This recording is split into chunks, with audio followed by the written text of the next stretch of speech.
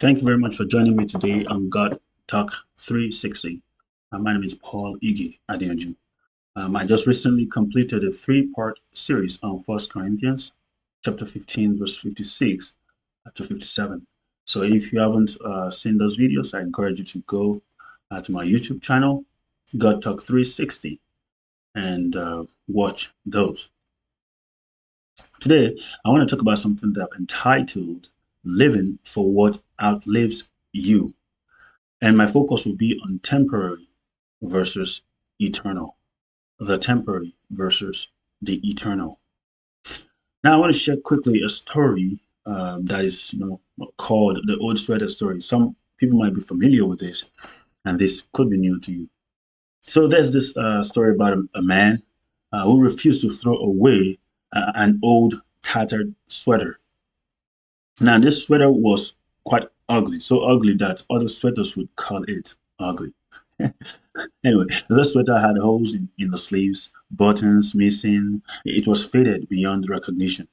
People begged this man to toss it out, even buy a new one, but he wouldn't. And one day, someone mustered the courage, to finally ask him, "Why do you keep holding on to that thing?" To which this man smiled and said, "Well, my mother knitted this sweater with her own hands and gave it to me the day I left home. Every thread reminds me of her prayers, her love, and the night that she kissed my forehead and said, 'No matter where life takes you, son, you always carry a piece of home.'" And with this story, we can see that the sweater wasn't just about, the style. It wasn't about the style of the sweater. It was more about the memory that the sweater brings or gives to this man. It has this sentimental value. It was about something eternal, woven through temporary stuff. It is about the sweater giving him an eternal memory.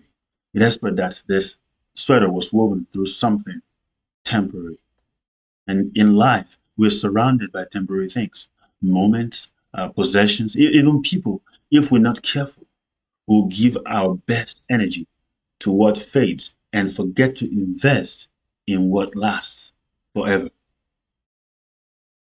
And let's be real, hugs, handshakes, and kind touches, all this matter. We're human. We need this. We crave connection, real, tangible, physical reassurance that we are loved and we are seen. These small gestures feel a deep need in us. These gestures are not small in value, but the truth is that they are small in duration. They often last for a short period of time. A hug could last a few seconds.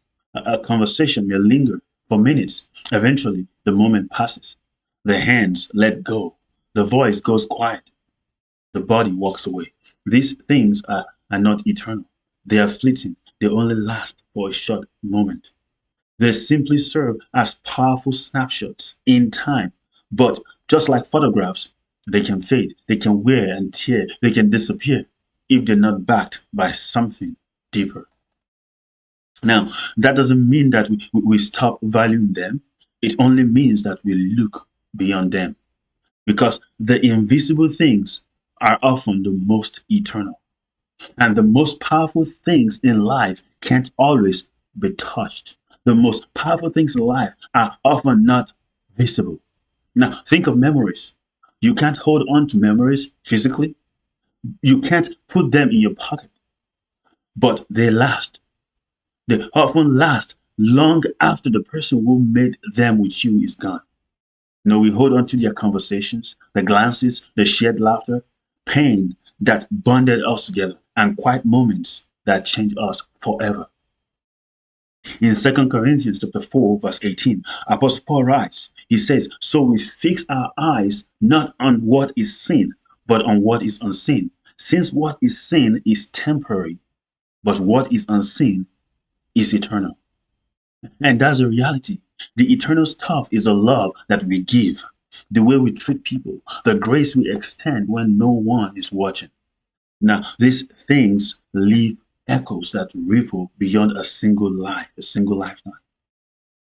You may not always see it play out in the moment, but it matters because heaven sees. I want you to know that your legacy won't be built on what you owned. It will be built on what you sowed into others. That's what your legacy will be built on.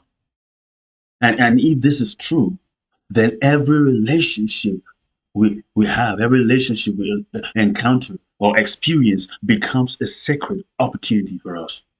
Not just to enjoy the people around us, but to invest in them.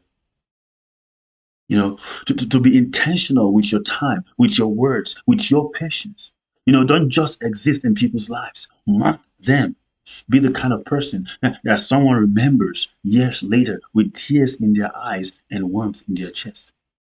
You want to be the friend who showed up, the one who listened, the one who forgave first, the one who left the aroma of eternity in the room, even after you left that room. When we see Jesus as an example, he didn't just perform miracles. He made memories. He left impressions. A word here, a touch there. He gave Peter a look. And this simple look that he gave Peter showed Peter, or assured Peter, that I see you even when you fail. There was a moment also with a woman caught in adultery. And this moment showed the woman that I don't condemn you. Go and sin no more. I don't condemn you. Go and be free. See, Jesus wasn't trying. He wasn't just trying to be nice. He was sowing eternal seeds into everyone that he encountered, into every relationship that he experienced. So the question is, what are you planting? What are you planting? What seeds are you sowing? Because you need to understand that everything you do echoes into eternity. And only what is rooted in Christ Jesus will truly last. And that's why John chapter 15, verse 5 says, I am the vine. Jesus was saying this. I am the vine. You are the branches. If you remain in me and I in you, you will bear much fruit. Because apart from me, you can do nothing. Jesus says, if you remain in me and I in you, you will bear much fruit. Because apart from me, you can do nothing. You can be the kindest person. You can be the most generous, the most intentional. But if your life isn't connected to Jesus, the fruit eventually rots.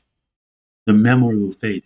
The legacy crumbles because without the eternal source, even the most beautiful moments are still just moments.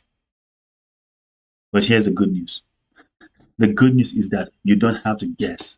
You don't have to wonder whether your life will count. You can tie yourself to eternity today through a relationship with Jesus Christ.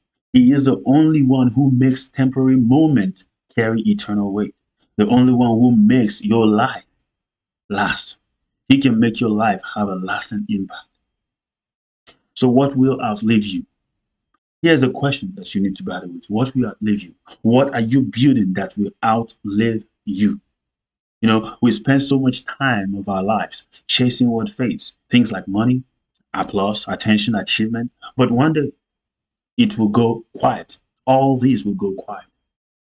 The crowd will move on. They will move on to something else. I've heard many people say now that the attention span of we human being is becoming even shorter than that of a goldfish. One day everything will all go quiet. The crowd will move on to something else. The job title that you hold so dearly will disappear. Even the body that you cared so much for will return to dust.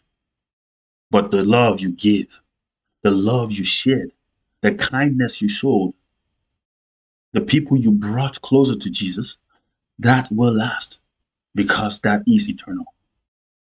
So today I want to encourage you to choose to live differently, that you will fix your eyes on what is unseen, that you will value the touches and the hugs, but chase the memory, chase the moment that can live beyond the grave. Live a life woven with eternity, threaded by grace, sealed by Christ, and empowered by love. And if you're not in Christ yet, this is an invitation to you. See, you don't have to settle for a temporary existence because you were created for more. You were created for a life that outlasts death, for such joy that outlives pain, and for a purpose that doesn't expire. So I want to encourage you to say yes to Jesus today. Give him your temporary and watch him exchange it for eternity.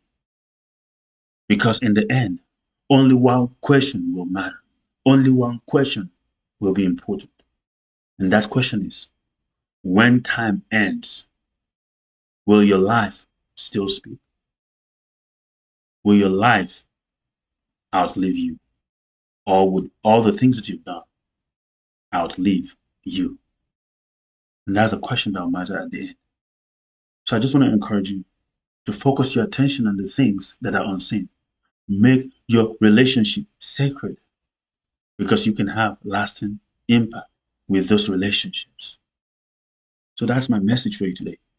And I want to thank you once again for joining me on GodTalk360. My name is Paulie Giadianju, and I believe after these, I'll be taking a short break, like a summer break, and I'll be back posting things in August. But for now, this will be like the last video I'll shoot until um, August. So I just want to thank you once again for those of you who have always followed me. And if you have not yet done so, please go to my YouTube channel and subscribe so that you can get more of my uploads and more update from me. So until next time, I want to continue to encourage you to remain blessed. Have a nice day.